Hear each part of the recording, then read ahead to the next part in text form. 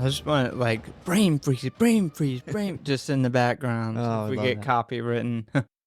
What's up, everybody? I am your host, a shitty motel manager who's trying to hustle sex tapes, and that is my co host, a serial killer with an attitude problem. And welcome to season 2 of the Grindhouse Syndicate. And I hope this one is as awesome as the first one was. So, before we jump into this, I gotta put you on the spot. Oh fuck. What? That never Yeah, sounds good. it's probably not good. What was, off the top of your head, your favorite episode from season 1? Um We'll do this. We'll do ooh. this. You can do your favorite episode just in general that you really liked, and then your favorite one to record. See, that's tough because uh Or they can just be the same let's say we episode. could do it the same because from a listening standpoint, I haven't heard all of them. Uh a lot of them I've heard was a long time ago. It's when we were still trying to iron out some kinks. So I'm gonna say my favorite episodes that we recorded, The Exorcist definitely is in It's there up because there. there's a lot of really awesome things that I had never picked up on. Man, The Lodge comes to mind. I really This was a good enjoyed one. that. That was one we both picked up things in. That was kind of in the background. And then there's just really fun episodes like The Evil Dead, the OG Evil Dead, Yeah, Friday the 13th. That was that part was 7. good. That was really good. Yeah, I don't know, that's just off the top of my head. I always love the ones where there's something deeper that we've never picked up in the movie. And that's why I like The Exorcist, although it's one of my favorite movies anyway. In The Lodge, that's why those two come to mind. And there's been a ton of those. I'd have to look at the list to be able to really pinpoint one. Off the top of my head, my favorite episode was Dream Warriors, of course. That's the only episode we ever did where we talked to the cast of the movie. That was so awesome. Not I'm biased because it's, probably one of my absolute favorite movies ever. Yeah, we just did that last week too. So that one I kind of, when I'm thinking back, I didn't even think about last week. I'm then I trying to yeah, think in the past. that's hands down, that's my favorite episode. My favorite episode to record is actually Thanksgiving. That was the funnest I think I ever had recording an episode. Yeah, Thanksgiving was fun. It's so fun. I just want to record. I just want to do it again. Yeah, that was a funny one. Also, so speaking of things in the background, Oculus falls in that too. Oh Because man, there's yeah, that so was much cool crazy. shit that we learned, not just in the movie Oculus, but like the Mike Flanagan putting the Oculus mirror in everything he's done And it since it then. starts connecting all of his work. Yeah, that was like mind blowing. Yeah, that was a good one. Yeah, so you guys listening, tell us what your favorite episode from season 1 was. I would love to hear that. That'd be great. Tix was fun too. Oh god. Surprised you didn't bring up Tix. Well, I I know you loved talk about it so often. I loved the Ticks. That was really awesome. Thanksgiving though was funner than Ticks. Yeah, that was fun. I loved That's Thanks. just a I hilarious feel like we movie. just did, the majority of just laughing our asses off the whole entire time. So for season 2, we're going to roll out a few like tiny changes to the show. Nothing too big, nothing that's going to really change anything too important. It's just going to be some little things you may or may not notice. So next up, day 2 of the Spooky Empire convention was fucking awesome. So we ended up getting super lucky and got to hang out with Heather Langenkamp for quite some time. She actually like got down on the ground and drew pictures with Jordan's daughter, who loves her as Nancy. She was fantastic, and we got super lucky with that because we just happened to go there she wanted to meet your daughter, and we took her up there, and there was like nobody over there at the time, so we just hung out for a while. Then you got to hang out with CJ Graham forever. Like, Yeah. good God, you were over there forever with hanging out with him. Yeah, Uh, I had probably a good 45-minute, maybe longer I think it might have been like an conversation. hour. Yeah. If you don't know who he is, he actually played Jason in part 6. Yeah, first zombie Jason. Yeah, super cool guy too. Really cool guy. Yeah, he was very down to earth. Had quite a few conversations with him. We talked about, so he's good friends with Kane Hodder too, so some of those conversations was pretty good. Yeah, we went to meet Bill Moseley, who we already talked about, was super cool. Man, what a fucking day. What a day we had. Holy shit. If you wanna check out the pictures from the event, go to pretty much any of our social media accounts. We posted a bunch of pictures. We got pictures with the people we hung out with. We got pictures of some of the cool stuff we seen there. There is one table that's nothing but, like, legit movie props. I got an awesome picture of the Tick from Ticks. So, yeah, since we were talking about ticks, let me throw that in there. But there's also a whole bunch of really cool movie props from there was, like, one of the bugs from The Mist, which if it man, that the tick got me so excited, I totally just, blanked out on The Mist because I love The Mist. And, yeah, one of the creatures from The Mist was sitting, like, right next to it. Trick or Treat as well. Yeah. Had some of the, busts from Trick or Treat. I don't know if they were some of the original castings, but everything over there they said that They come from the had prop been store. used or a prop. There's a anaconda head from Anaconda. That was wild. Yeah. So check out the pictures, man. They're really cool. So 2 vendors I wanna shout out. One was Dark Seed Creations. Their whole shop is just a bunch of, like, cool shit made to look like it was sewn out of pieces of human skin. Really fucking creepy. That Excellent work. that Ed Gein Very Ed inspired Gein. shop. Yeah, very cool.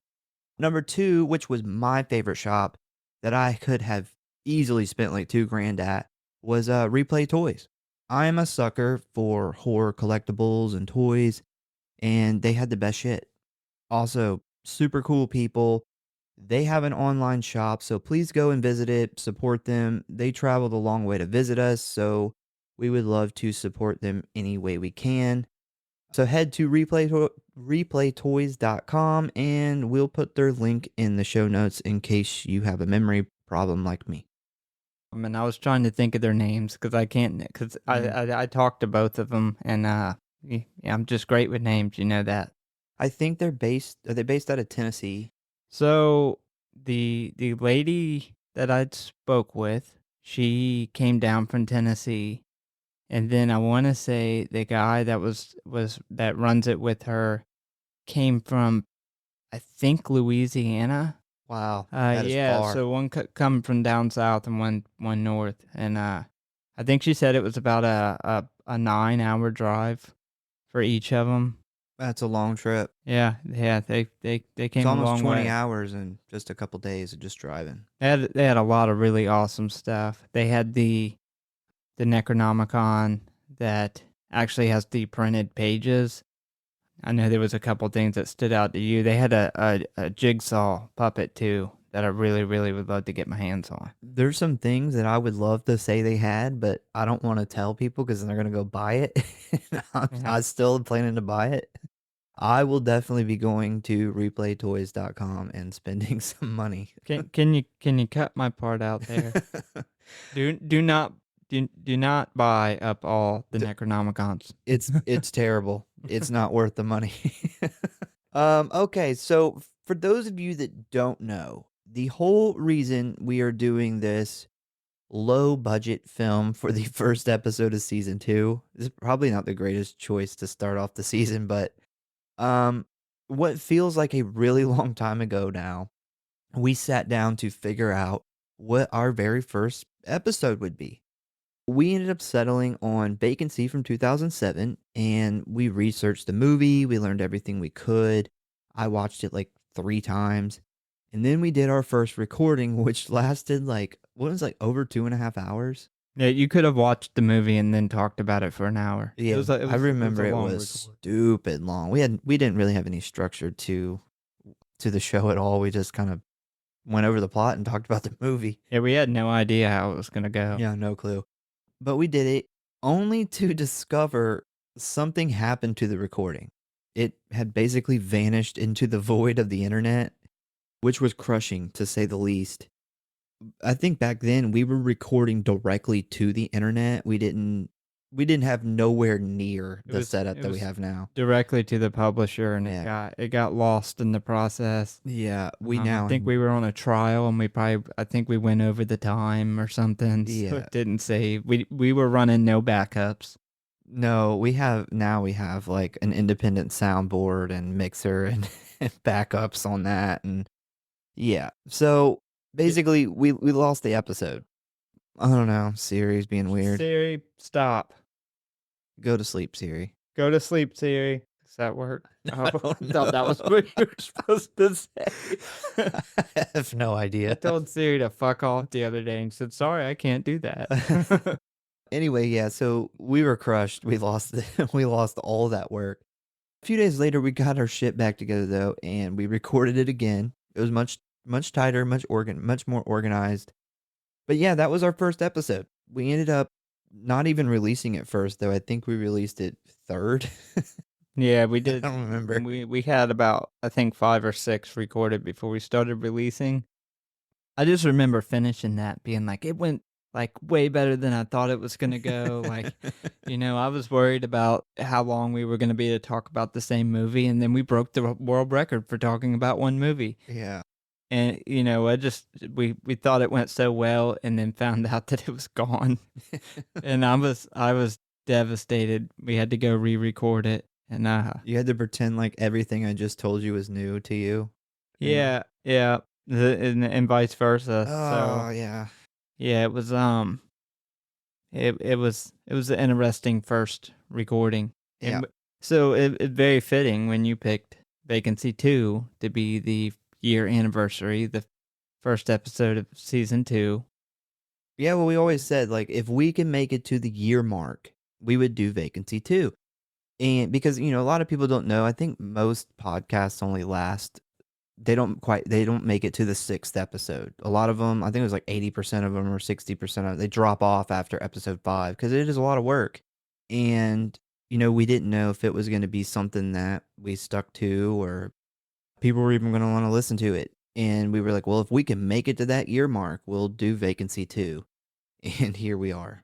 We made Yeah. it. I thought Vacancy 2 was a great idea for a year anniversary, but we've had such like bangers lately. We've done Yeah. such good movies, and having done 2 Evil Deads, the first and the newest, and then 2 weeks later covering Nightmare on Elm Street Part 3, and stepping down to Vacancy 2. It sucks. Not gonna lie. it's a step. It is. It's Um, a tumble, I should say, not even a step. But it is fitting, and we said we'd do it, so here we are. We most certainly fucked up making that promise to ourselves, I think.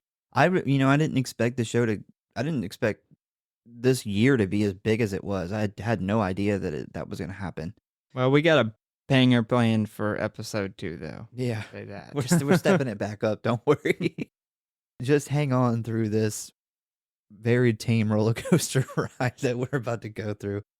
So with that being said, on this episode, we are talking about Eric Bross's Vacancy 2, the first cut from 2009. Fuck, I wish we wouldn't have done that. When I first watched this movie, it exceeded my expectations. I thought it was gonna be awful. It was like straight to video. I am a big fan of Vacancy 1, which is We both were. big, That's why we yeah. did it first. Yeah, and I thought it was a great, like, first episode 'cause it's not a massive movie, it's not over talked about, and, it is, I think it's an underrated movie, and then this exceeded expectations. I expected really, really bad, but now after covering movies, like, more in depth and going back and watching this, I'm like, you sh Dude, you there is shit that my memory rem it I feel like I it seen a wiped different this out. I feel like I seen a different movie back then because I I watched feel it like it this was time and better. I was like, "Is this the same movie I seen back then?" Yeah, I thought it was better, I and thought a lot of things were different. I was so confused. one thing that makes the first one so good is the characters. David and David's wife. And so Luke Wilson, and I know the actress that played his wife. They did Beckinsale. not get along at all. I do remember I that. remember that, but you couldn't tell. They had great chemistry in the movie. And then the guy who plays Mason, aka Ned Flanders, Yeah. is fucking incredible. Yeah. Like, and you could really tell that there was, I don't know if it's budget constraints for the actors, but the level of chemistry just wasn't there for the characters as it was in the first. Yeah. Before we get too in depth on it, we'll get this thing rolling. Are you ready to jump into the Vacancy 2? I'm about as ready as I'm ever gonna be. All right. But first, if you want to stay up to date on what is going on with us or the show, talk about or submit your movie request, or just say hey, you can always find us at one of our social media accounts or our official website at Grindhouse.Horror.Pod.com, Facebook at the Grindhouse Syndicate Horror Podcast, Instagram at Grindhouse.Syndicate.Horror.Pod, and many more, which you can find links for in the show notes as always. And please subscribe or follow for alerts on new episodes. And if you really love us and don't want us to be murdered by 3 bumbling idiots, give us a 5-star review. So Vacancy 2, the first cut, is a 2009 American direct-to-video slasher film directed by Eric Bross and stars Agnes Buckner, Trevor Wright, R.J. Smith, and David Moscow. It is the prequel to 2007's Vacancy with Kate Beckinsale and Luke Wilson. It was written by Mark L. Smith, who is known for writing the original Vacancy and a little independent film called The Hole. You remember The Hole? I have The Hole. I know. We It's a good actually movie. discovered that in like 2015 or 16. Yeah. Yeah, I think that's a good movie. It is a good movie. I think we should have covered covered that. Probably would have been better. Also, the super hit, The Revenant. A lot of people know that movie. That movie was huge. He also wrote recently the box office smash hit Twisters. It just came out this year. Yeah, Yeah, huge movie. that how the like fuck just came out. how Is the that fuck still in did he- theaters? Yeah. How did he write this movie? How did he write Well, the first one and then he wrote this? I have a- Holy shit. I have a theory that the original script for this got changed around a little bit. We'll get more Maybe. into that. So it was distributed by Stage 6 Films. It had a budget of only $5 million. The original had a budget of $19 million, if you would like to compare the two. And it was released on January 20th of 2009. I couldn't find exactly where they filmed the movie, but I do know that it was a parking lot in a national forest. I suspect that it was in Northern California. I did watch, there's a whole making on the setting and then building the set, and I'm pretty sure it's Northern California. There's a making on this movie of them building the set. Yes, there Okay. is a behind the scenes for the movie itself, and then there's a behind the scenes just for the set. However, I did find that they built the set completely from scratch, deciding to go with the A-frame cottages in order to be completely different from the original. Yeah, I assume that's where they spent like $4.5 million of their budget. The director, Eric Bross, also decided to go with a completely different direction with the cinematography compared to the first film, which was much more of an artsy, kind of clean looking movie, where here they decided to go like a more over-the-shoulder handheld camera look. Yeah, you can tell You can there's a definitely lot tell. of shaky Mhm. camera work and stuff. Yeah, I think that was kind of a mistake. I think the first I would agree. the first one, it has that vacancy feel, and I think that it would have been necessary for you would have felt more like you were watching a vacancy movie, because at times this kind of doesn't even feel like a vacancy movie. This movie gives me, like, if I were to compare it to anything else, it was like The Strangers Pray at Night. Yeah, I think The Strangers Pray at Night's a better movie though. And I think The Strangers Pray at Night was a darker movie, as the first was more of a dark cinematography. And same with Vacancy. The original Vacancy is a dark movie. I don't think this movie is very dark. I haven't seen Strangers Pray at Night in a long time, but I do know it's a very similar premise. So With better actors, I think. and Probably. probably more kills. So ratings, Rotten Tomatoes, 21%. No surprise there. IMDb, a 4.9 out of 10. Letterboxd was a 2.3 out of 5. And there is no Google average audience rating. I actually did get a Google rating. Wow, I could not find it. 65%. Are you sure about that? Mm-hmm. They really did 65% like the movie? Yeah, and it's normally because people who go and do And search it? people actually enjoy the movie. Nah. They go on there. So, yeah, right there. Oh, surprising. Google users, Yeah. 65%. They're You think they're all smoking crack? they're all wrong. Well, how many times have we sat here and said that all the ratings were wrong? I A mean, lot of times. you know, people. I think a lot of people who have seen this movie have only seen it because they're fans of the first. This I isn't would like a assume. standalone movie that you go for. And I will say, I do like parts of this movie, going back and kind of seeing how unorganized shit was compared to Vacancy 1, where it is a well-oiled machine, and getting to kind of see the past. But if you watch this as a standalone movie, you're going to be more on the Rotten Tomatoes side of the rating board. If you would like to watch this movie, you can currently find it streaming for free on Tubi. Or it could be rented on YouTube, Amazon, Apple, and Fandango for about $3. All right, so plot.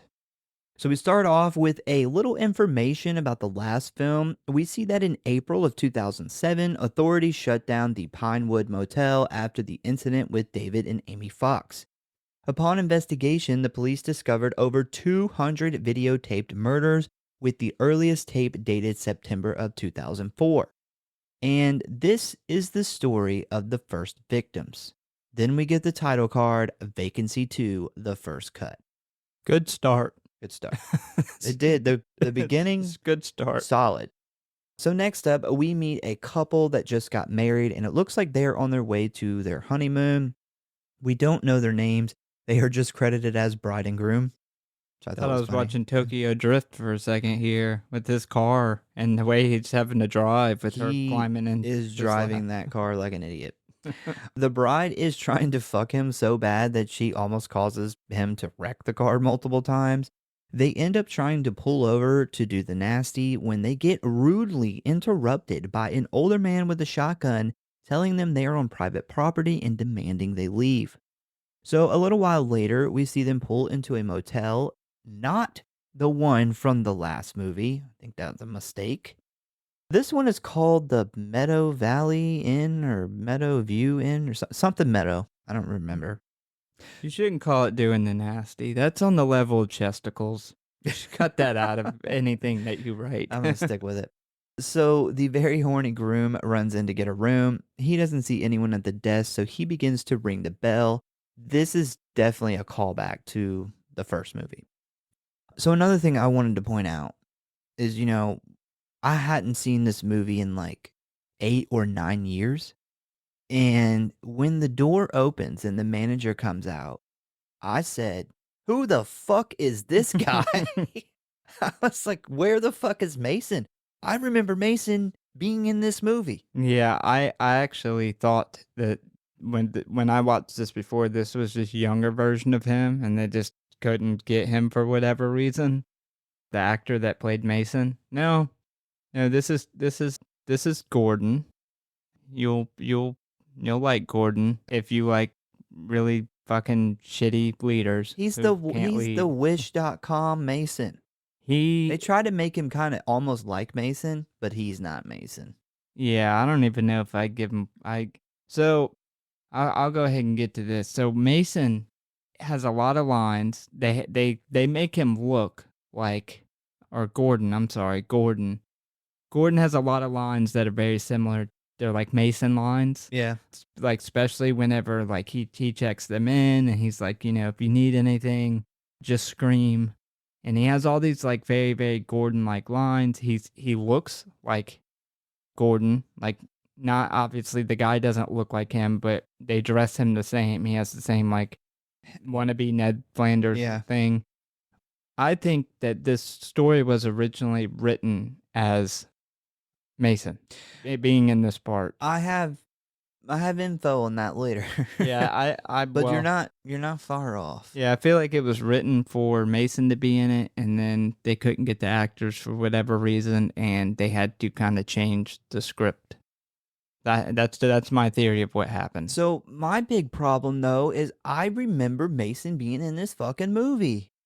I think we just thought it was Mason because I don't think we. I must have been high when I watched this. Well, I'll say this: when I watched this movie, I hadn't just watched Vacancy 1. It had been a while, It's been 8 years since you watched Vacancy. No, I'm saying the Maybe it's first time me. I watched this movie, I hadn't seen Vacancy 1. I watched this movie, God, like 15 years ago, 10 years ago, probably when you bought it. Yeah, it's when I bought it. Yeah, and I hadn't just watched Vacancy 1. So when you see this guy and it's, maybe been a couple of years since you've seen Vacancy 1, and, with names, I'm terrible with names anyway, so I didn't remember Mason Gordon pretty close. So I thought it was the young version of him. Yeah, so here's my problem right off the bat is I remember the reason I always thought it was so good was because we had the same motel. I was like, cool. And then we had the same guys from basically they had the same cast except for the two people that they try to kill. And I was like, "Oh man, that's a great prequel because now we get the same people at the same place and we get to see how it started." And then when I watched this, I'm like, "Wait a minute. This isn't the same place. This isn't the same people. What the fuck am I thinking? Like, where did my brain go at this time?" I remember it being a different place, but I Yeah. did think it was the same people. So I felt like I had the rug pulled out from under me within the first like 10 minutes of this movie. I was confused. I'm okay with it being a different place because it makes sense to have an ending. More than likely, they're going to have to, depending on how the movie goes, end up at a different hotel at some point. Maybe the heat gets high. To kill 200 people in the same fucking small area would be tough. But I don't remember what my butt was. But I will say that I do remember it being at a different place. I don't. We definitely needed the same characters, and I think that hurts this movie a lot. So yeah, the new manager comes out from the back room, and we see the groom ask about a room. That rhymed. I didn't mean for that to rhyme. We see another weird guy also walk out with him. I originally had no fucking clue who this guy was. I was like, "Who the fuck is this guy? Oh, the fucking The helper or whatever?" he's the wet bandit. Yeah, oh He's my the god, wet bandit he from Home Alone. he totally looks like I spent like half that. of this movie trying to figure out what the fuck he looked like, and it finally hit me. He's the fucking Home Alone guy. So this is kind of weird because there's two things that tie into last week's episode of Dream Warriors. So one, when I started writing this movie, I was writing Gordon, and I'm like, why is that so familiar? That's Dr. Gordon from Dream Warriors. I wrote that all last week. That's funny because I thought it was super familiar too, and I just assumed it was Gordon from Vacancy 1. But his name was Mason, so and- that makes sense of why it was so familiar. And this is how it connects even better, is you actually pointed out how he looked like Bill Maher. And then in this movie, you pointed out that this guy looks like the wet bandit from fucking Home Alone. Yeah, this guy looks like he's Oh. gonna like stick his finger in a light socket or something. Yeah, so anyway, he hands him his key. They then rush off, and we see them go into their motel room. These rooms are pretty different from the last movie. They're more like log cabin type designs. They immediately start fucking. And this is where we see that the manager and his weird friend are sitting in the office while watching two TV screens, and it becomes very obvious that they have cameras in the rooms and are recording people while having sex to, of course, sell it. So this is where this idea begins. So after all of this, the couple finishes up. They get back in the car and very recklessly drives off like a bunch of dumbasses.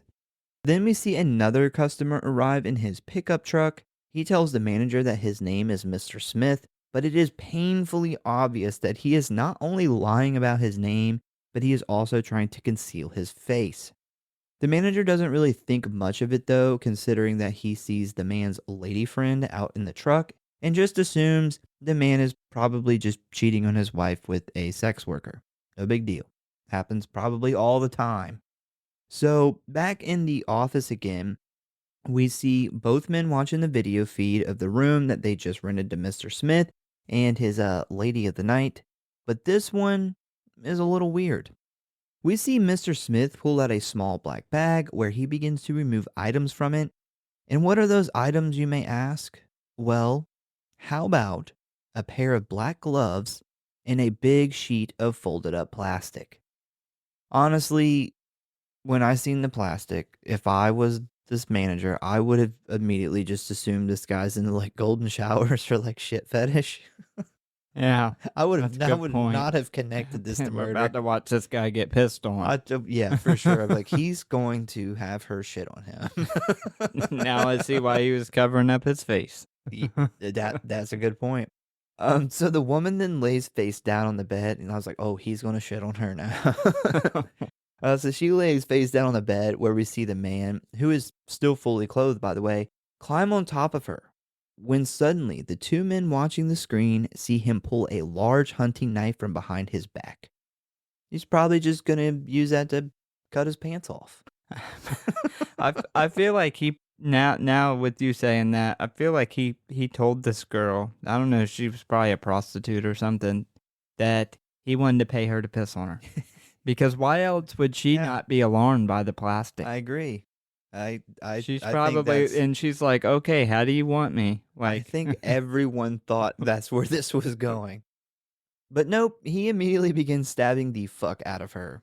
The manager, whose name is Gordon, and his helper, Reese, jump up in shock at what they are seeing as the man just continuously slams the large knife into the woman's back over and over again. Vince McMahon would be so let down. This this is pretty morbid, but my brain immediately thought, this is not even close to the amount of plastic you would need to conceal this kind of murder.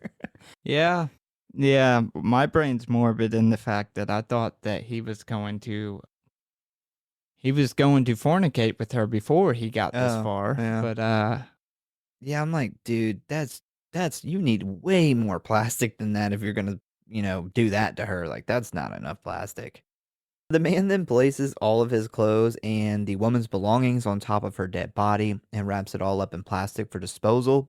The man then takes a shower, and as he goes to walk out to his truck, Gordon and Reese are standing in the doorway. And as the man looks up at them, Reese knocks him out with the butt of the shotgun, and the screen goes black. and it's the only fucking good thing Reese does the entire movie. That he doesn't fuck up. Yeah, he fucks a lot of stuff up. Next up, we see a trucker has arrived to view some of the tapes. He obviously buys these tapes of couples having sex, and he sells them on the road. Gordon then tells him that he can make 100 copies by the morning. When the trucker then says no, he only wants 25. People are losing interest and sales have been slow. He then goes to leave, but when he stands up, he sees the blood on the butt of the shotgun and asks what's going on. Gordon then finally gives up the secret and shows the truck driver the murder tape. After a moment of watching this, the truck driver then asks about Mr. Smith. When Gordon informs him that they have him tied up in the back, they then all three head into the room and begin to interrogate him. After trying to figure out what to do with him, he interjects by offering to kill people for them while they video it in order to sell the tapes of the murders. Don't you find it hilarious how he's like, oh, I get it. It's a bunch of peeping toms. Like, even a serial killing murderer looks down on peeping Looks toms. down on them. Like, you were still bottom of the barrel. You need to let people fuck and kill people without you watching them. He's like, oh, I get it. Bunch of fucking perverts. Yeah. The guy who just, like, brutally murdered a prostitute while he was straddling her. Yeah. So after a few moments of thinking it over, these slimy bastards agree to the deal and cut Mr. Smith free of his restraints. Not only do they agree to the deal, this guy negotiates 50% while he's tied up about to be killed. Like, yeah. that's how you could tell this was not Mason. Yeah. Because Mason would have been like, no, you're going to do this shit for 10%, and if you don't, I'm going to have these dudes right here cut you up into little fucking pieces. I have. And I'm going to sell the video of that. I have a really big complaint when it comes to Mason in this situation later on. But we got to get to the very, very end for me to say it. So, a few days later, we meet our main characters of this story and most likely our victims, considering this is a prequel. We have Caleb, his girlfriend Jessica, and his best friend Tanner. And they are driving to North Carolina in order for Caleb and Jessica to move to her hometown to be closer to her family because I guess she's pregnant. Dude, if your best friend and your girlfriend hate each other this much, why in the hell would you take them both on a road trip? This seems like a nightmare Yeah. because they hate each other. And I see a little bit of both sides. I think she's bitchy. I agree. And I think Tanner's that fucking annoying guy we're going to get in the movie. He gets better, I will say. But in the beginning, I'm like, oh, God. I hated him. Yeah. I was like, I can't wait for you to die. Apparently, North Carolina is just the state of like outhouses and cornbread, according to him. He's not. They try to make him like funny in the movie, but whoever wrote for him, oh no, he's not. He's just not funny. He's kind of like the guy who just wrote Twister. What the fuck? It's big money making movie. Yeah. So they pull into the Meadow Valley View motel thing, and Jessica and Caleb go in to rent a room. Gordon doesn't see Tanner because he stays in the car, so he assumes it's just a couple, which is perfect for a murder tape. So in order to get the $50 a night couples deal, Caleb decides not to inform Gordon they have a third guest. When they get back in the car, for some reason Tanner isn't there, but they say fuck it and figure he will catch up later, and they go ahead and go to their room. And while inside, of course, they have no cell reception. What is it about this motel room that makes everyone so horny? This is the third couple that's walked into this hotel room in the first 15 minutes of the movie and starts getting it on. And it's just a horny room. It's a horny room. You seen Cabin in the Woods where they spray the maybe that's shit what it out is. in the room, makes them want to fuck? That is a movie I really want to cover. Yeah, it's a good one. I love it. So as soon as they start making out, we hear bangs on the door. Caleb jumps up but doesn't see anything out of the window. They then realize that the banging is coming from the adjoining room next door. As the door begins to slowly open, Caleb tries to slam it back shut, and this is where it is revealed to be Tanner's dumbass. So back at the office, Gordon sees on the video monitor that there are actually 3 of them and decides to call off the murder, considering it to be too risky. Reese then runs back out to Smith, who is perving out while watching Jessica shower through the window. Reese then informs Smith that Gordon has called it off, but Smith isn't having it, and he informs him he plans on going ahead with the plan. Good God, could they have not made better fucking masks? Oh, I know. I know. They're They like look like they're about to. They're get like good. kids' ghost costumes, like made from pillowcases. Kid Ghost. That's what you got out of that. I got I can't see nothing out of this goddamn. Oh my God. Shit fire. Don't ask me or mom's for nothing. They look like shitty KKK costumes. Just gonna say it. They kind of look like part 2 Jason, the baghead Jason. No, don't do Jason like that. They look better than that. These are The fucking terrible. town that dreaded sundown was better. Like, this is awful. This isn't even like They shut down for a couple days to get this together, and this is what they came up with. This isn't even burlap sack. It's Nope. just like a white sheet. No, Who else it's- uses white sheets? No, it's pillowcases. They were literally Yeah, like that's what a white sheet is. It's a fucking pillowcase. Yeah, but they were literally sitting around. It's almost like they forgot about the mask part, and they were like, "It's opening night." Oh fuck, we didn't make masks, and He's like, I got some pillowcases. I run a motel. We'll just make masks. Gordon's like, my wife put together these great masks. Do we have to wear the masks? I can't see shit out of this thing. I'm confused. Masks or no masks? I gotta see if I can put that sound in here. Damn. I can't see fucking shit out of this thing. We ready or what? Oh, hold on. I'm fucking with my hole. Oh, shit. Just made it worse. Who made this goddamn shit? Willard's wife. You make your own goddamn mess. Look, nobody's saying they don't appreciate what Jenny did. Well, if all I had to do was cut a hole in a bag, I could have cut it better than this. What about you, Robert? Can you see? Not too good. I mean, if I don't move my head, I can see you pretty good, more or less. But when I start riding, the bag's moving all over, and I'm riding blind. Yeah. I just made mine worse. Anybody bring any extra bags? No, nobody brought an extra bag. I'm just asking. Do we have to wear them when we ride? Oh, well, shit fire! If you don't wear them as you ride up, that just defeats the purpose. Well, I can't see in this fucking thing. I can't breathe in this fucking thing, and I can't ride in this fucking thing. Well, fuck all y'all. I'm going home. You know, I watched my wife work all day, get 30 bags together for you ungrateful sons of bitches, and all I can hear is criticize, criticize, criticize. From now on, don't ask me or mine for nothing. Okay, I'm confused. Are the bags on or off? I think we all think the bag was a nice idea. Yeah. But not pointing any fingers.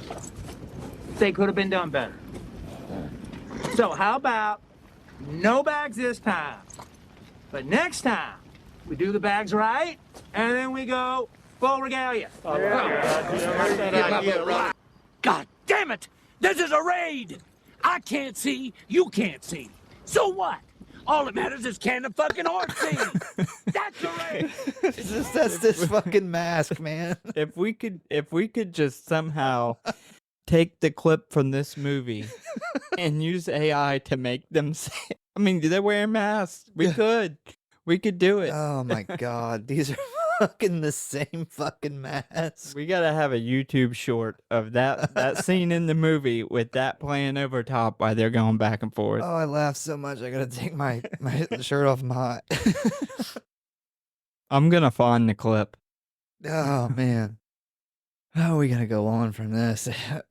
So while this is going on, we see an older couple pull up to the office looking for a room. I can't stop thinking about that scene. Hold on, I'm fucking with my mask. I can't believe, like I said, I can't believe that's not the first thing that can't, like, I laughed out loud when I seen them. I don't remember that either. I was like, are you serious? I was like, this is what they got? Well, they were, I'm sure, trying to make it, like, to show how amateur, because it was their first time doing it. But good God, I have like, I could make something around the house better than that. I have a comparison later on in this movie that I think is dead on to this movie. So anyway, yeah, an old couple, they pull up and they're looking for a room, and Gordon runs out to greet them and informs them that they're currently closed. He then invites the man inside to call another motel close by to see if they have any rooms available, while the man's wife stays in the car. So while they're on the phone in the lobby, Gordon notices that Smith is creeping up on the car to in that shitty mask.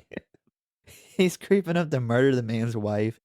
He begins frantically flashing the no vacancy sign in order to get Smith's attention, and right before Smith stabs her, he sees the sign and he backs off. A few moments later, the man gets back in his car, knowing nothing about the events that almost took place, and he and his wife drive off into the darkness. So we have already started seeing the cracks form in this, the business relationship, I guess, where Gordon is trying to do this, like, he's trying to do this clean and smart, basically just to make some cash. And Smith is like a rabid dog whose pure motivation is to kill. Yeah. Why did that lady ask, why is she smoking a cigarette? Like, make sure you get a non-smoking room.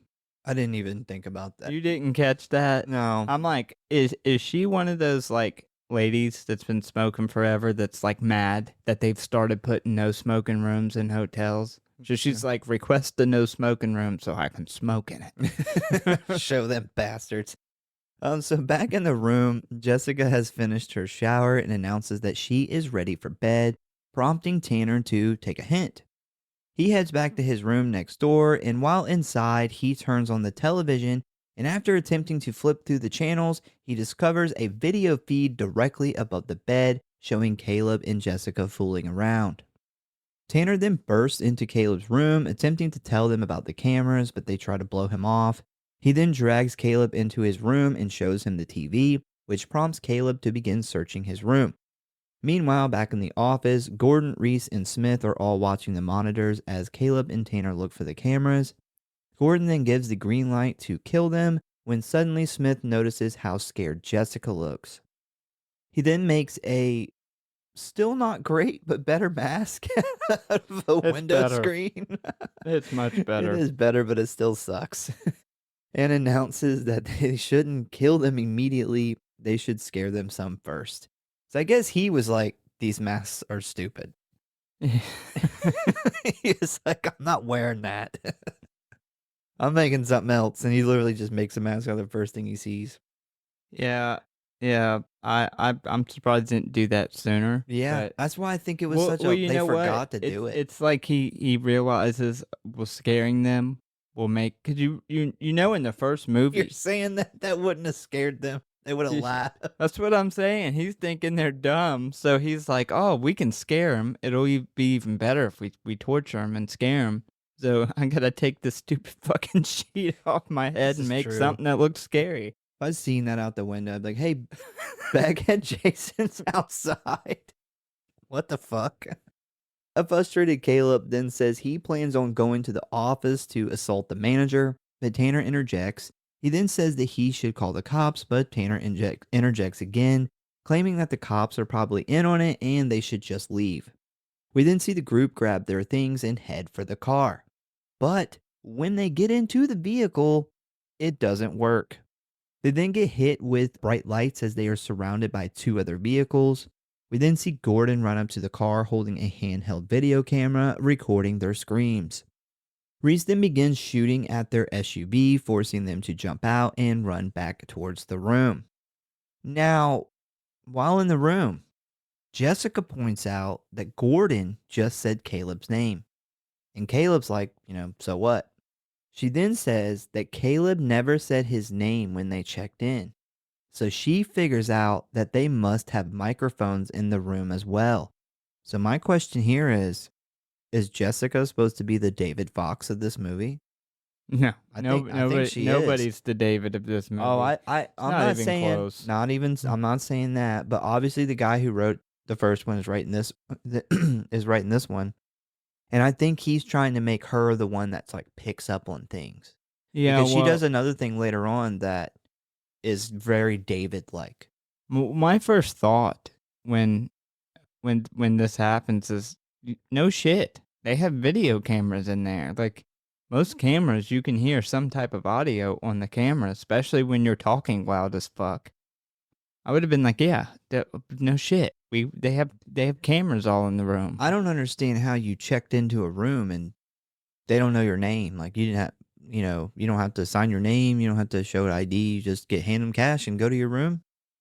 Well, they are going to kill them, so Yeah, that's true. So this sparks a debate amongst the group, with Caleb and Jessica wanting to get to their trailer to find some weapons to fight back with, and Tanner wanting to just run. They then decide to sneak out a window in the back of the room while the killers are out front. Tanner heads out first, then Jessica next, but as Caleb goes to climb out of the window, he is suddenly pulled back in by Smith and Reese. They quickly knock him out and tie him to a chair as Tanner drags Jessica off screaming. Jessica then watches from the side window as Tanner attempts to get in the front door to help Caleb, but it is no use as Reese has the door barricaded. We then see Smith begin to brutally stab Caleb with the hunting knife over and over again in the chest. I don't know how you skipped over the most ungraceful fall out of a fucking window ever by Tanner. Like it looked like a my toddler could get out of the window better than that. There's a lot of things that happen in this movie that are ungraceful. But it also doesn't make very much sense. Smith is like, oh, they won't run as long as we keep him alive, and then immediately starts gutting him in front of them afterwards. Yeah, What? I know. Why did you spend all that time tying him up just to kill him immediately after? I can't wait till we get to this.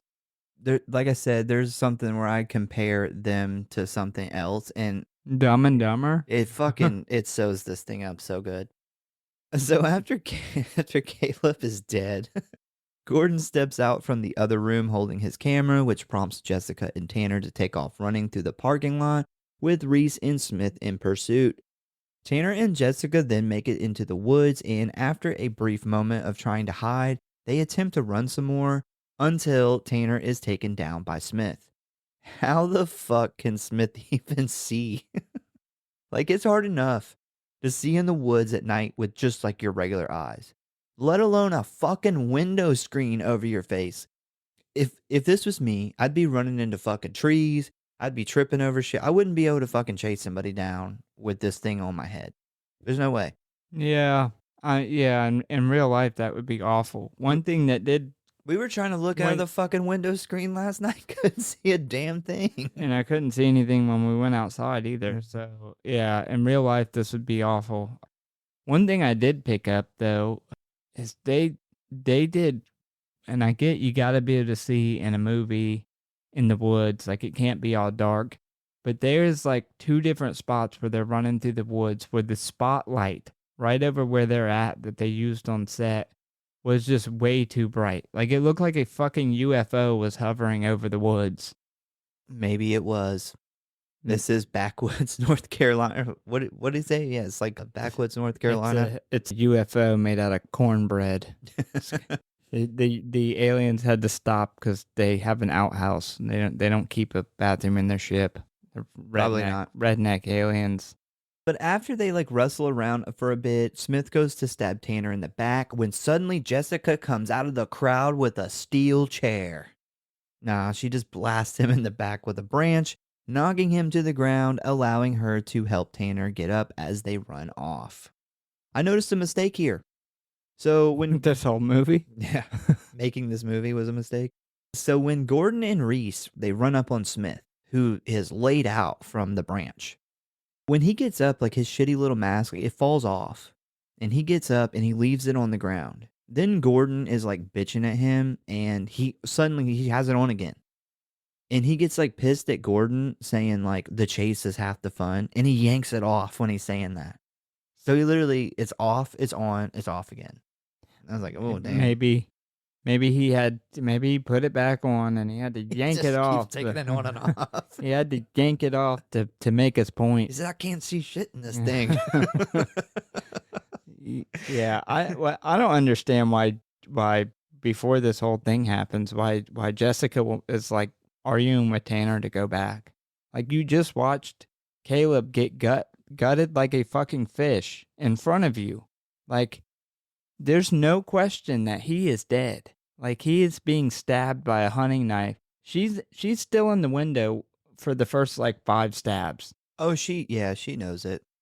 Yeah. If you deep down you really knew that, you wouldn't be like, let's go back there. Yeah, I don't even know why they put that in there because it doesn't really do anything for the plot It or the slows them character. down. Yeah. It does do that. Like they're hauling ass. But it doesn't matter. And then they stop and she's like, let's go back. I'm like, I would have left her. I'd have been like, you know what? Fuck you. Yeah. I'm not like, I'm literally running for my life and we have a tiny head start and they have guns and you're going to fucking stop? So this is when Smith kind of takes control of the group because, we have been seeing this like power struggle between Gordon and Smith with Gordon running the group. But here, Gordon has officially lost his power. Smith tells Gordon to go check the road, but Gordon says no because he knows these woods really well. And Smith then shuts this shit down and pretty much takes charge, forcing Gordon to the road while he and Reese search the woods. Once you let a guy like Smith take over, the only way to get it back is to kill him. You know what happened? The only way to get it back is to get a Ned Flanders in there who don't take shit. I mean, Mason don't take no shit. That's for sure. Dick, I don't know if you noticed this. You probably did, but I didn't when I first started watching this. So Smith is the killer in the first one. He's the guy in You the just first knocked movie. out 50% of my facts at the end of this episode. Well, he plays the same character. I think didn't know that. you're supposed to know that. I did not know that. I didn't catch it for most of the movie either. So, but at some point, Ned Flanders comes in and Mason takes shit over. I actually said that earlier, as I have a really big issue with the Mason character, because I feel like Smith in this movie is not even close to the same as he is in Vacancy 1. No, he listens. Like, he takes orders. Yeah, and he's not all like super unhinged like this. Like, these two characters they're supposed to be the same character, but they're like polar opposites almost. This is why I think that the characters were not initially written this way, because I think it seems evident to me that Gordon was written to be Mason. And I think that this was probably Mason going on a power trip and bossing everybody around. And then they realized they couldn't do that because they couldn't get him back. They had to make it a different guy. I honestly, I don't even know if I should say it yet, but I think that they really fucked up with the character of Smith. I agree. He's not realistic. Like, even before we find out he's a serial killer, it's kind of obvious he's a serial killer. Like, how he acts when he goes in the office, and Or he likes pissing on chicks. the very obvious fucking fake name, the hiding his face, not having an ID. Like, Well, they probably do come across that a lot because there probably is a lot of married guys taking prostitutes yeah, but back hiding there. your face with your But- hat is like super odd. Like, why would the fucking motel guy care? Because that they're you're- going to go in there and they're going to be like, God damn, why does it smell like shit in here? Yeah, I don't know. I Yeah. think that they didn't. It's like they made him so serial killer that they forgot to make him like an actual person as well. Where I agree with you. I think they fucked up with this character, but I think it's more so because he is not like that in the first one. Like, he's obviously not the leader. So I think making him take over as this like unhinged leader it doesn't make any sense. Oh, that's a huge But he's issue. also like, they're all really smart about what they're doing in the first movie. And I get that they've been doing it for a long time at that point, but you don't take somebody who has a power trip like this and then It just wants to kill everybody. and then in like years later he's taking orders from somebody else and he's really smart about it and nothing like that. Like, you would think like Mason came in and like whooped his fucking ass and fucked his wife in front of him. Well- It was like, if you ever do that shit again. He also doesn't done. treat his partner like that in the first one. He doesn't boss him around like he does Reese. No, somebody in this canon storyline set Smith straight. And it had to be Mason.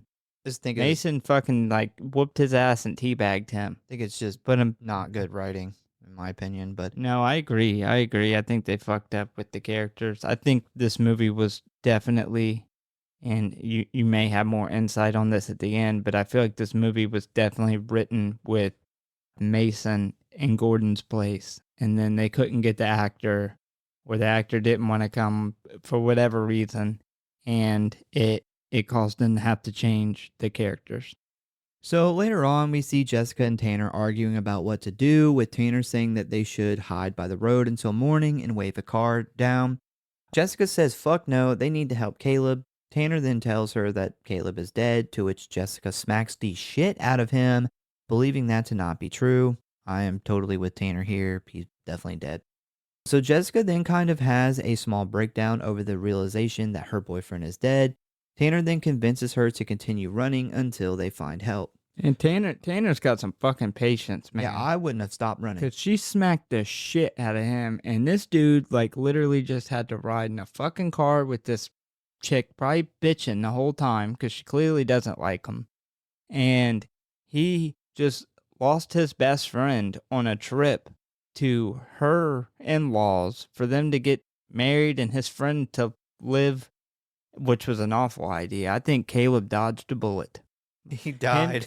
Dodged a bullet. Him getting stabbed was dodging a bullet. He was literally giving up his whole life. He'd obviously grew up in the same place because he said those two were He friends. grew up in Chicago. Yeah, so he's leaving the place he grew up in to go to the middle of nowhere to work for this girl's dad who, from the sounds of their conversation, isn't going to like him at all. Like, he sounds like a very, like, uptight conservative. You're marrying my baby girl. Yeah, he dodged a bullet. Anyway, yeah, I feel bad for Tanner. He's got patience, because if she smacked me like that, I'd have been like, you know what? You're on your fucking own. I wouldn't have never stopped running. Like, I would run until I found a fucking interstate, a town, a house, Been like anything. Forrest Gump. Yeah. Oh, Like- for sure. I would have not stopped. 3 months later, you got a full-on beard. You're still running. Yeah, I would. If my life was on the line like that, I'm running from people like this, I'm not going to stop. Yeah, I would have never stopped either, especially after that fucking clothesline. But that's exactly what they do. Sometime later, they actually come across a house. And after banging on the door, a man answers it, wondering what is going on. And it turns out this is the older man from the beginning, the one who made the married couple get off his lawn. Said, "You're not going to fuck on my property." What is the deal with this couple? Like, two people show up to their house in the middle of the night saying someone's trying to kill them. And their like concern is like, don't use cuss words. This is a Christian household. Well, they're also, the guys, like, I'm just going to say this. I feel like had they not made this couple black, it would have been very obvious that they were racist. Because he is like dead set on that they are coming there to rob them. They are making up a sob story to get in their house and rob them and steal all their shit. They don't even want to call the cops. Like, they're like, call the cops. And they're like, well, we're not going to call the cops. Like, you just want to use that to get in here and rob us. And then, like, what? And then finally he's like, I'll call the sheriff, and makes them stay outside. And he makes them get off the fucking porch. Yeah. He's like, I'll call the cops, but you got to get off my porch. Like, what? What is the difference if they're on the porch or in front of the porch? And then they have to, like, and this is realistic, because if I was in this situation, they literally have to hide in the bushes in the front of the house. Yeah. I Like, mean, that that's probably one of the smartest things this movie did, though. And then they're like, man, I wish they would cut the lights out, but the spotlight outside. But I think that was actually an advantage to them, because they're in the dark bushes, and if you're under a spotlight, you can't see shit. So thankfully, though, the wife comes to her senses and she invites the two inside to wait on the police. So while they wait for the police, they all sit in the kitchen and talk when suddenly a vehicle pulls up. The old guy, his name is Otis, claims it must be the police and goes to answer the door. And when he comes back, we see it's not the cops. No, instead, it's Gordon and Smith. Now, Otis is a fucking dick, man. Now, I want to say this whole scene is a major plot hole. I hate this scene. So apparently, Otis didn't call the cops. Instead, he called Gordon. And Gordon claims that these two robbed him at the motel and that he plans on taking them back there and calling the cops. I'm like, what? What did he rob from them? They rent hotel rooms. Well, that's not even how that works. Like, Yep. if somebody robs you, you can't go and citizens arrest them, take them back to the scene of the crime, and then call the police. Like, you can't do that. But think about that. Like, he doesn't sell stuff. He sells people staying in a hotel room for the night. Well, maybe So they for stole them, money or for something. them to but rip him off, they would have had to have been staying in the hotel room Well, for free. here's why I think this is a big plot hole, is because we know that Gordon, Smith, and Reese are all freaking out looking in the woods for these motherfuckers. When was Gordon back at the fucking office to get a call from Otis? And then he gets a call from Otis. How does he alert Smith and Reese to come back and ride with him to Otis? Well, they It's like, had- how does any of this happen? takes place in 2004. They had cell phones. Yeah, but nobody had cell phone signal at the beginning of the movie. They all talk about, oh, we don't have cell phone signal. I don't know, man. Maybe he uses like Verizon or something. I don't know. Also, so somebody shows up to your house in the middle of the night and you call the guy who owns the motel down the road. Well, Like, why? Well, my problem with this being a plot hole is that they tell them that the people from the motel is the ones trying to kill them. Why would Yeah. you, like, even if you were somewhat on good terms with the guy that owned the motel or ran the motel, why would you not just call the police and let them settle that? Why would you call the people that they said is trying to kill them? It's like there's so many things wrong with this that it just really realistically makes no sense. Like, if they did steal some shit from the hotel or the motel, just the police are going to come there. The police are going to be there to take care of it. Like, they're not going to get away with it. Yeah, and that's another thing is like what I was saying earlier is if I'm Otis and I say I do call you for some stupid fucking reason and you show up and you're like, "Well, I'm going to take them with me." I'd be like, "What? No. No, you can't legally just take people against their will somewhere." Especially when they're trying to kill me. I'd be Yeah. like, look, I get it. If they stole some shit, let's call the police. Let's and call the figure this out. Like, police. you can't drag them off with guns. No, like what is going on here? This is what Hollywood sees like backwoods Carolinas like. Yeah. So Otis's wife immediately doesn't recognize Smith, and she is already on the side of Jessica and Tanner, and she demands her husband Otis to call the police because, she actually has some brains. Otis then grabs the phone when suddenly Smith shoots Otis in the back, killing him. And soon after, he also kills Otis's wife. Jessica realizes quickly that Smith is holding a double-barrel shotgun, and he has used both his rounds. So the gun is currently unable to fire, and now would be a good time to escape. So her and Tanner take off running. That was smart. That's what I'm saying is I think the writer tried to write her as the David of this. Yeah, I see what I see for those two instances why you would put that, but like her stopping in the woods and wanting to go back after mean, seeing I get somebody, it. like David would have been the one that was like, no, he's dead. We're not doing that. I mean, This is what we're gonna do. I agree. David's I'm like, just saying I'm that- gonna dig a hole. I found the net on the way over here. We're gonna set this trap and we're gonna catch him. Yeah, I think that the writer is just trying to capture the stuff that he did in the first one, but he did not do a good job with it. Yeah, I also think, I think the actors are a big part of that too. I think the writing was definitely weak, but I think that the actors, all the actors that played the main characters in the first one were so good, and I don't often like, I don't want to put these actors down and say they're bad actors, but the ones that played in the first one were so good. Yeah. They probably, between all the actors from the first one, they probably paid more than $5 million. This whole movie's budget just on the actors alone. So Yeah, probably. Yeah, so her and Tanner take off running, and after fighting with Gordon up the stairs, Tanner is able to knock him out for a moment. But while this is going on, Smith is able to reload the gun.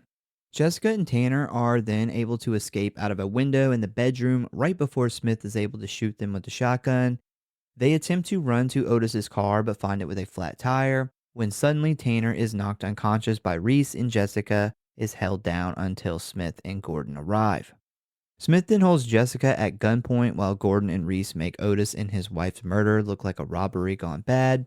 After they destroy the house, Gordon and Reese drag a still unconscious Tanner to the truck, and Smith knocks out Jessica with the butt of the shotgun. There is a fuck ton of getting knocked out with a shotgun in this movie.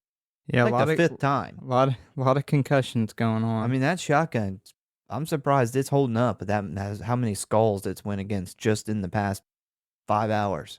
it's a good shotgun. We then get this weird red and black like torture montage that goes on for, I don't know, like 15, 20 seconds before we finally cut back to Jessica, who is now sitting in front of a camera while tied and gagged to a chair. I just want to say the red and black torture montage was very out of place. It was Did you feel like weird. it was like a Rob Zombie cut in the middle Yes. of this It's movie? a House of a Thousand Corpses cut right in the middle of this shit. Yeah, it did not fit. I remember when I seen it, I was like, is this them, I guess, them killing Tanner? Why aren't we seeing this? Yeah. And I find out why later on, but I don't really understand why they just didn't show that. Because you can tell like it's a torture, and I believe it sounds to me like it's Tanner screaming. And I'm like, why didn't you just show it? Like, what is up with this? And then the whole like red and then black thing. Yeah, I don't. Yeah, it was definitely Chalk it Definitely up. they let Rob Zombie come in and shoot like 10 seconds of the movie. Chalk it up to another weird decision made with this movie. So we then see the three men sitting in the office watching the monitor when they suddenly see that Jessica has woken up finally.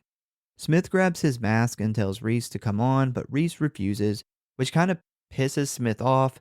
Smith then says that if they aren't going to participate, he wonders what he needs them for.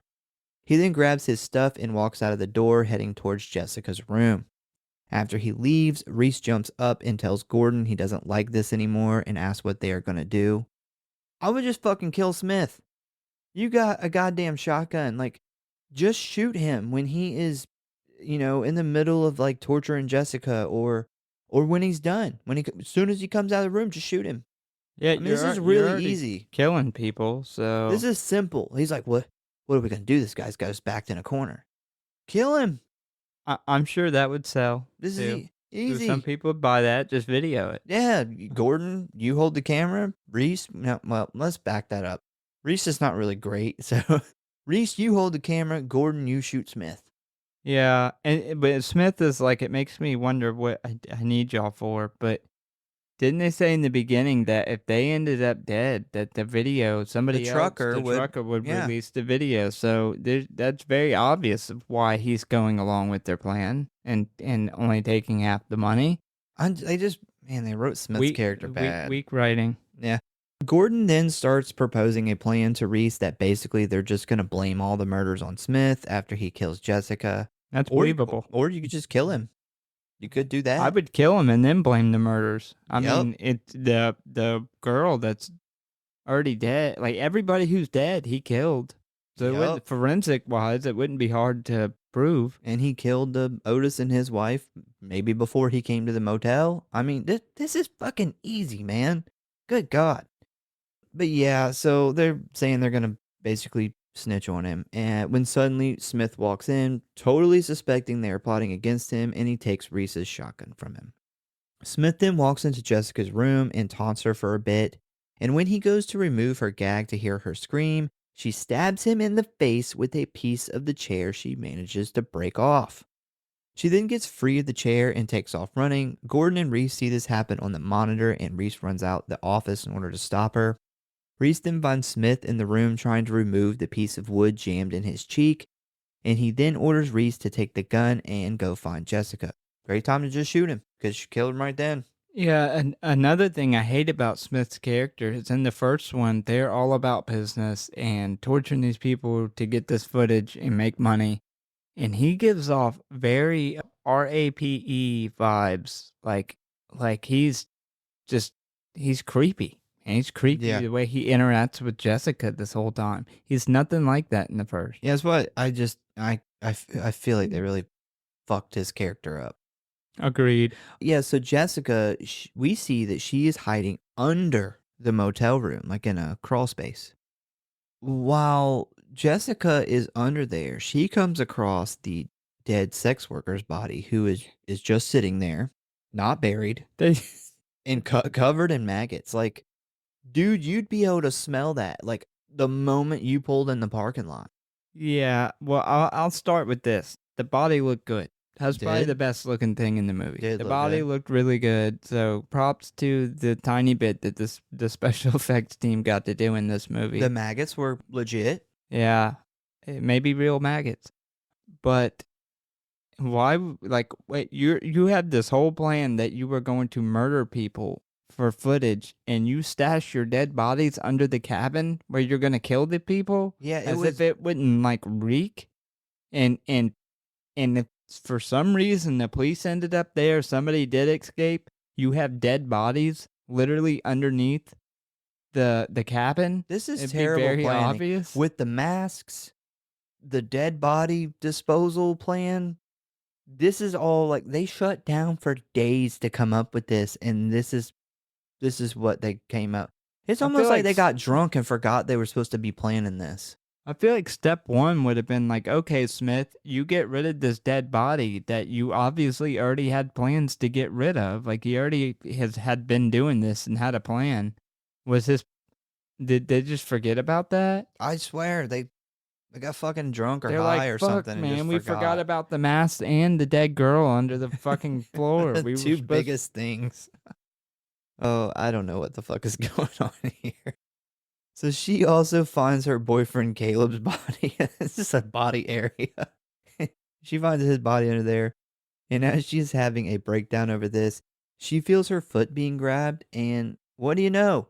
It's Tanner, who is still alive. Why wouldn't they check to see if he was really dead before putting him down there? I was confused at how he got that dead. Like, I guess I was so confused at the red and black montage that I missed that it was him that they were killing. But why didn't they like kill him? Like they're like, he's dead enough. Put him on down there. Now, this is when I came up with the comparison I think really fits this movie. This whole movie is just basically the Three Stooges trying to commit murder on film. That's what I said earlier when you said that. I'm like, the Three Stooges? It is. Man, this is the Three Stooges. Like, this is a Three Stooges horror movie. And Smith's the leader, apparently. Yeah, He's and the it's one with not the even bowl cut. not even much horror involved. And that was one thing, like the first one was really good with being really scary, because at first you don't know what the fuck's going on. And the first one is from the perspective of the people who are being hunted. And I get that it's a prequel and you're trying to show like the story and how everything got started. So you're going to lose that scary aspect of it. But goddamn, they really lost a lot more. So, Tanner's pretty fucked up. He can't really talk. He's just like gurgling a bunch of blood while Jessica begs him to be quiet. It's like, I'm going to get you. He's like, it's for that slapper, Yeah. you bitch. We then see Reese crawl into the crawl space looking for Jessica while holding a gun. He soon comes across Tanner, where he pulls his knife out and he goes to finish him off. And right before he cuts his throat, he hears a noise coming from behind him. As he turns around, Jessica uses Caleb's body ? As he turned around, he hit a tripwire and a paint can come swinging out of the Raptors and hit him in the face. I am really confused. So she hid under Caleb's body, which Yeah, would be very would- obvious looking. Yeah. And then she used his body to hit him. Why? Why not just kick him? Why not just lay there and just kick the fuck out of him? Like, why use his body to hit him?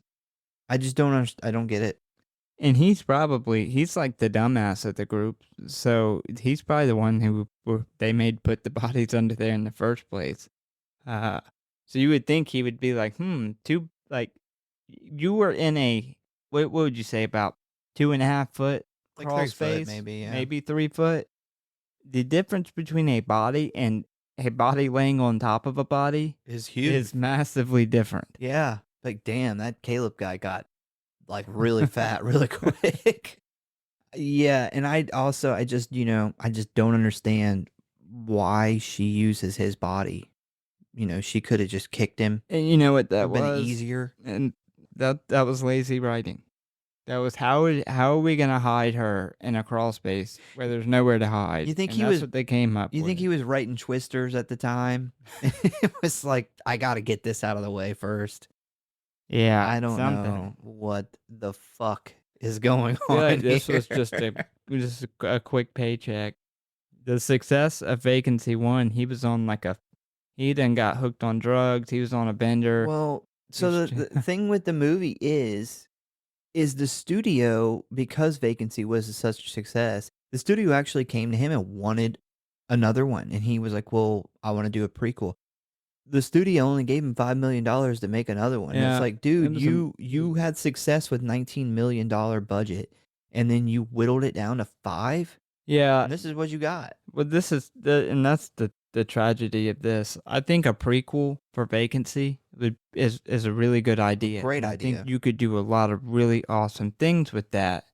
But as of why you would have success with a $19 million movie and then decide to be cheap as fuck, do literally almost a quarter of the budget, and to manage to, I'm pretty sure that's why they couldn't get Ned Flanders back. I think it was money, And they obviously couldn't get great actors. They probably, if they were being that cheap, this was probably really rushed. It was shot, I don't know about writing, but it was shot in 19 days. Yeah. That's fast. That is fast shooting. Yeah, it's this movie could have been so much better than what it was.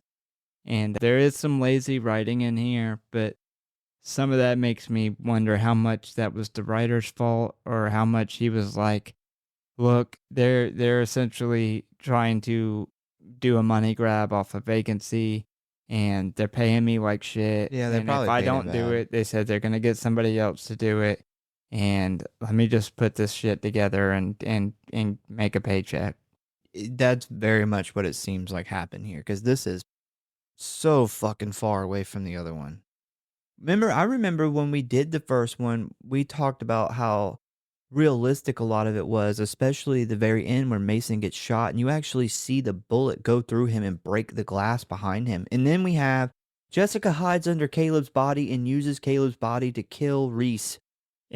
What? And then Reese gets stuck on these like 2-inch A nail. nails coming out of the floor, and his whole body is like stuck. Like that wouldn't even kill him. Like like one of those would have poked into his head. One nail is holding his, what, like 165, 70 pound body. Yeah, up in which the air. wouldn't even kill you. Like it might cause some brain issues for the inch of it that actually touched your brain. It's like a but lobotomy. yeah, it wouldn't kill you. Man, we still got more to go. We just cut it here. Oh, man. So, yeah, she fucking kills Reese with a nail. That's all I'm going to say. She kills Reese with her fiance's dead body, which she probably couldn't lift in real life. I mean, technically, Caleb killed Reese.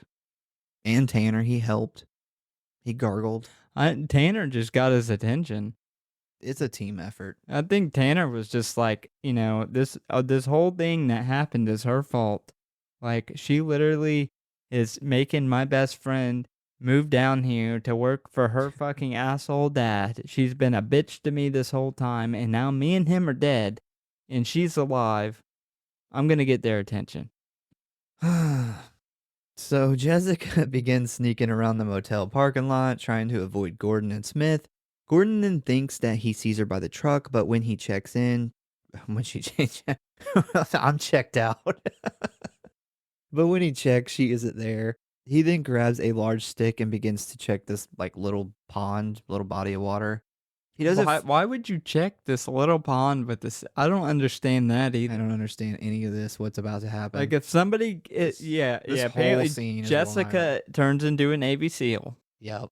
With a gun that's not affected by Gun's fine. by being in water, and then like you would think she had an AK. That might work with an AK. Might be I mean, she fully submerges this gun for minutes. Yeah, and she holds her breath for minutes. She's a fucking Navy SEAL, and she manages. What I don't get is why you would even check the puddle, because if somebody got in a water like that and went under, there would be ripples. Like the water would be moving. The water is completely still. She can also see him because she knows where to shoot. She knows where to shoot. She's in this like murky water in the dark, and she somehow has her eyes open underwater and is watching him. Is this gonna get better? And then he pulls a piece of burlap sack out of the water, which is what they should have used for masks if they were gonna go this cheap. They didn't have enough burlap for both of them, so they were like, we got a match. It's like, this is what happened. The fucking burlap I bought for the masks. So basically, he uses his stick. He like searches around the water. He doesn't find anything, so he gives up. When suddenly we see the barrel of the shotgun stick up out of the water and shoot him dead. Smith then hears the shot and comes running, but the only thing he finds is Gordon's dead body. And needless to say, he's not very sad over Gordon's death. Calls him a stupid asshole. Jessica then attempts to hide in her trailer with all her shit when she hears a vehicle start up and assumes Smith has left. Why would you ever assume that? Well, this is trap. why I say she's no David. Yeah, Did she it's a not trap. realize that her wet footprints were leading a fucking trail straight to the back of the trailer? And then, obviously, he's not going to just leave. He's not just, give up. I'm leaving. Well, I don't get this either. Like, what did he get in the truck and drive a little bit and get out and I then don't- run back? I Because no, I everybody don't else is know. dead. I thought about this. Literally I everybody had else there's dead. no fucking clue how this happened because you hear the vehicle drive off. Yeah.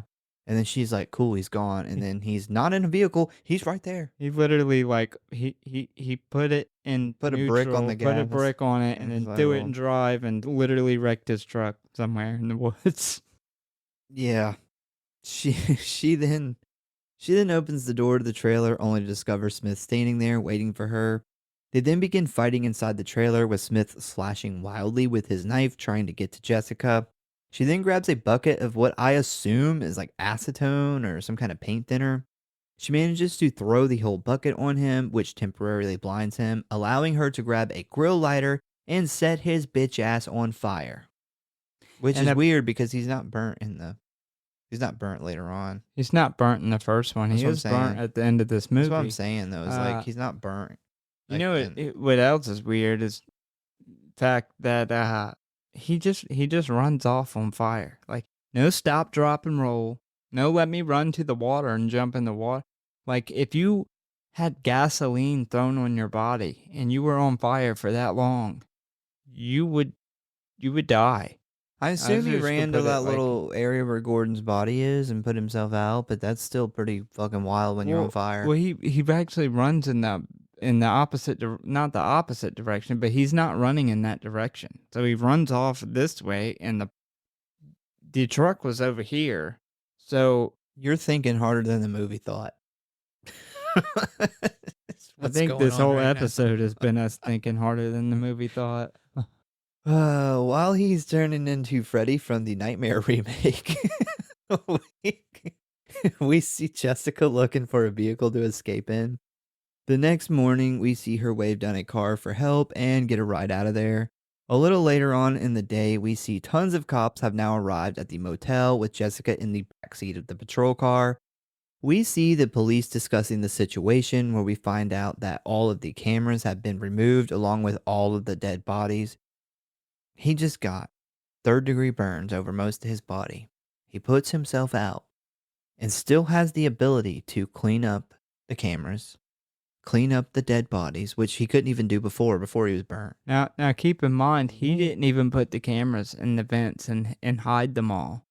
He had no part in any of that. So how did he know where everything was? How they had it set up? Like he's not familiar with the where all the cameras are hidden and shit. Yeah, You got I like don't know. security cameras running the monitors. He had to get rid of all of those too, so it didn't like, the police would have been like, yeah, the cameras are gone. It's clear that there was cameras hooked up here to all these. Nope, none of that. He got rid of all of it. He must have taken that burnt down trailer and hauled everything off I just in his wrecked truck that he drove away.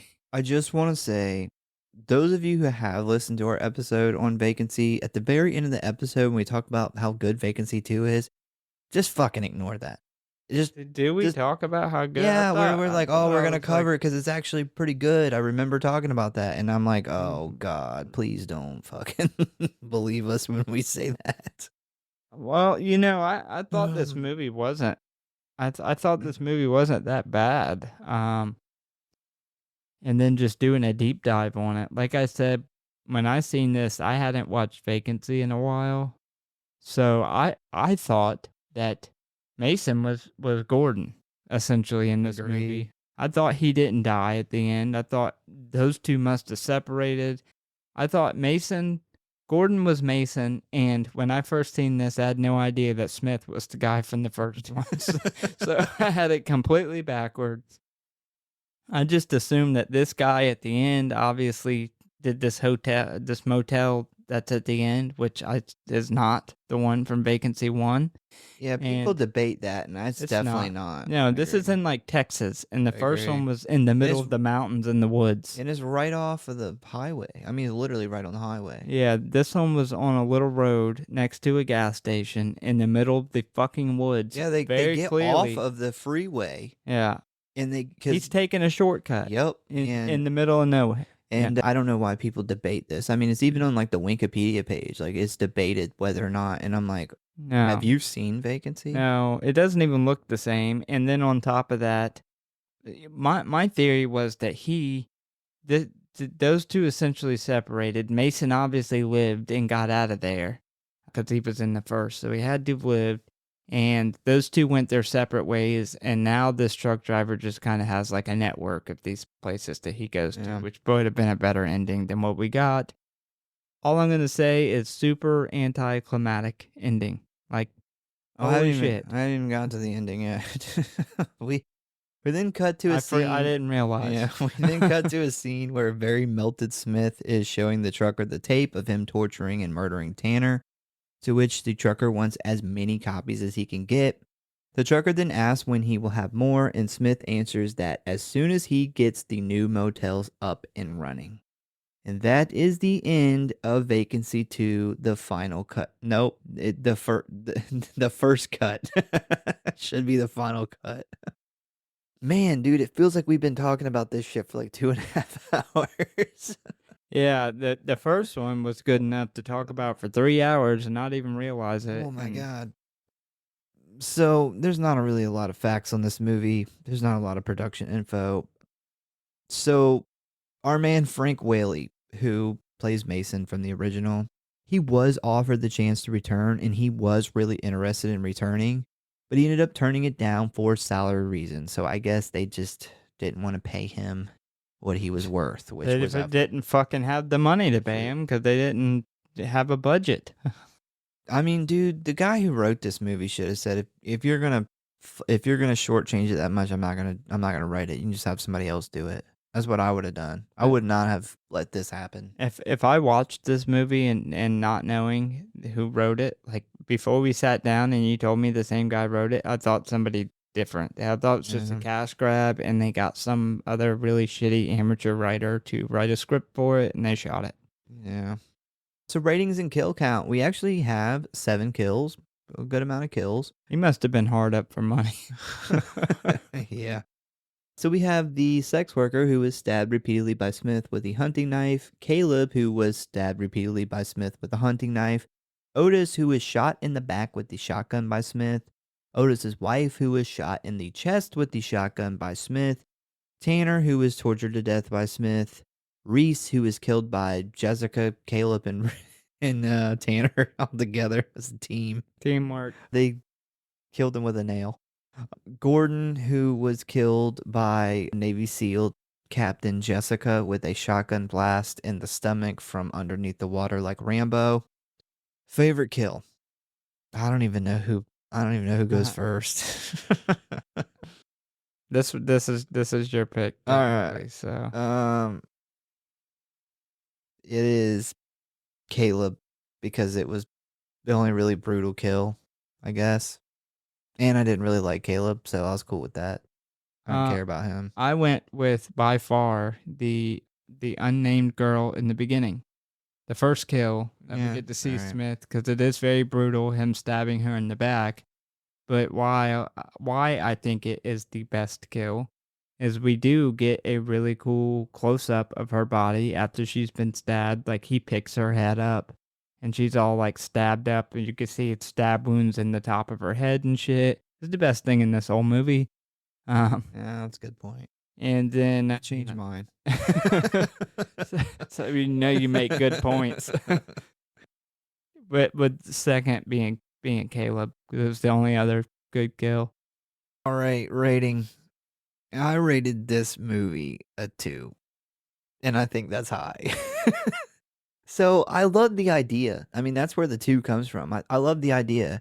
And, they couldn't get Mason, but I was cool with them getting a Mason wannabe. I don't think he pulled it off, but they tried. There's just a lot of things I just don't like about it. It's a complete different motel.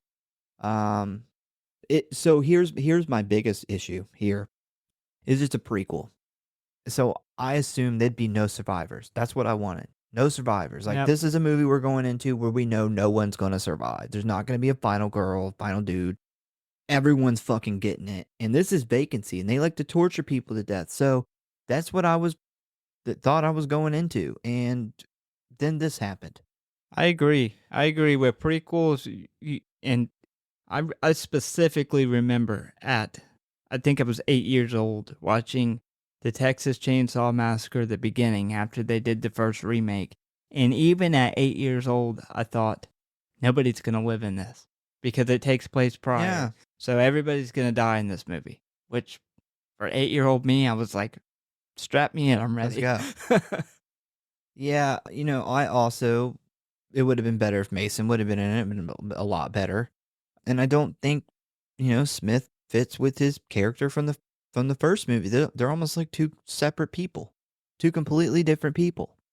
Honestly, I think if this Smith was in, working for Mason, I think this Smith would probably try to kill Mason at some point and take over. 100%. I don't care how badass Mason is.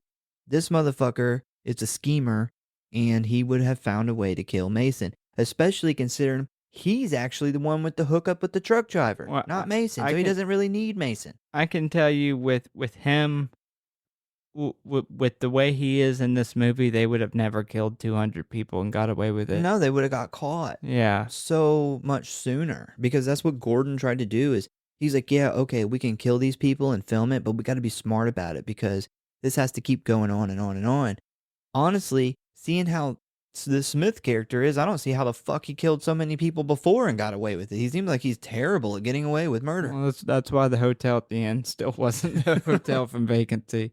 Took them Yeah. a while to settle in. Honestly, it gets a 2 just because it's a prequel, and I thought they started out with the sex tape stuff. I thought that was a good idea. That really seems like that would lead into murder.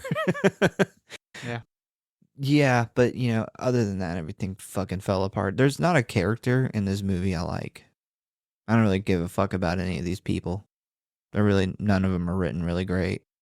I don't understand the old couple. They don't seem like a real character at all, but whatever. Yeah, that's my rating. Well, I gave it a massive 2.5. Okay. A 2.5 because they were able to shoot the movie and get it out. Okay. we were able to watch it. It was a movie. It was It was edited. somewhat.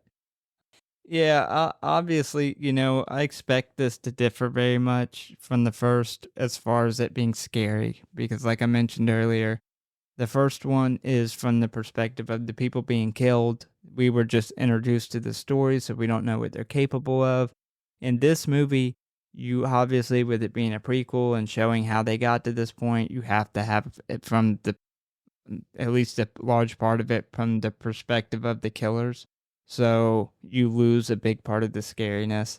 So, Yeah. I was willing to give them a pass on that. I actually seen them talking about how the first one was more just what you were saying. And in this one, they wanted to do more 50-50 between the victims and the killers. I think that was a huge mistake. Yeah. Well, it could have been done. It could have been done good. Because, the whole point of the prequel was to kind of show the beginnings of how they got to this point. And with that said, I do really like that they were filming the porn and selling the porn underground. Because you watch the first one and you think, okay, that's creepy, but how in the world would 4 people ever get to that point where they all admit to being willing to murder people, film it, and sell it? Like, Yep. where does that conversation even start? And so I did like that they showed that, and I expected it to be unorganized and sloppy. It was the first one, but it was just too bad. I think it was a huge hit that they weren't able to get Ned Flanders back. I think the chemistry he had in the first one. Well, he's believable. He is. This guy's not believable. And so, I know Gordon's supposed to play like a knockoff version of him, but he doesn't get the like scary, super creepiness that Ned Flanders got in the first one. Like nowhere near. That guy's believable. Like he is like a creepy guy you would talk to that's running a motel in the middle of nowhere. This guy was not so much believable. It lacked kills. Although you said there was 7, I would have guessed like 3 kills. I could not Uh, find a kill count on this. I actually had to put it together myself. Yeah, and on top of that, which makes it even worse, is we get these kills, and that's the major part of this movie is they kill people in a hotel, but we get hardly any practical effects. Like the only practical effects that we got that because everything else was shot far away, so they were able to do it with like knives that the stunt knives that fold in on itself, and the only actual effects that we got were the girl's dead body. People already dead. Yeah, it was the same girl. Her right after she was killed, and then her dead, decomposing body. That did look good, so shout out to them. They seemed like they were good at doing the practical effects, they just didn't get very much of a chance. Yeah, overall this movie doesn't hold a candle to the first. As a standalone movie, I would say never watch this. If you're a fan of the first movie and you don't have anything going on, you could put it on. Put it on for like if you're cleaning. Yeah, I don't think it's like a movie I would tell somebody who likes the first one to never watch. Background noise. Yeah, it definitely it has good sound. Got good Foley. It doesn't have good sound though. Really? There's a part where they're driving in the beginning of the movie, and I had the surround sound with the bass, and the bass was so loud coming from the car you can't hardly hear what they're saying. I had to read it, and I'm like, who did that? Like, who did the sound on this? Like, good thing this didn't come out in the theaters because you wouldn't have been able to hear anything. This is the fucking Temu Vacancy. What this is. Yeah, it's rough. But hey, we said we were going to do it and we did it. We're not ever making a fucking promise that's, a year or so It's not the worst away. movie we've done. No, so I will say, this is the second worst movie we've done. You guys haven't heard the first one yet. We still have it, which is the mean one. Yeah. But you will hear it. You will hear it this Christmas. It will happen. Yeah. We got to re-record it because it got fucked up. It was such a bad movie. 40 minutes into the episode, the entire computer decided to shut down and quit working. Yeah, which we didn't know, so we kept we thought we were recording. We just kept going, and we were like, fuck it. But you'll hear it. This is the worst movie that we've released so far, I would say. Hey, they can't all be good. We're sorry for, putting everyone through this. We did it to ourselves. I can't believe we started a season with this fucking movie. Yeah, I dreaded that. Yeah. I really did. Because I'm like, we've done such good movies towards the end of the season. So I was like, we have to do something big for next week. Oh, once again, we thank you guys for listening. If you're still fucking listening, please give us a follow or like. If you enjoy the show, not this episode, just in other episodes, check out the website, check out the socials. Tell a friend, a family member, or your local shitty motel manager about the show. We hope to see you next time. Any last words? Yeah, if somebody actually listens to the end of this, please comment and let us know so we know that somebody listened to it. I can't see shit in this thing.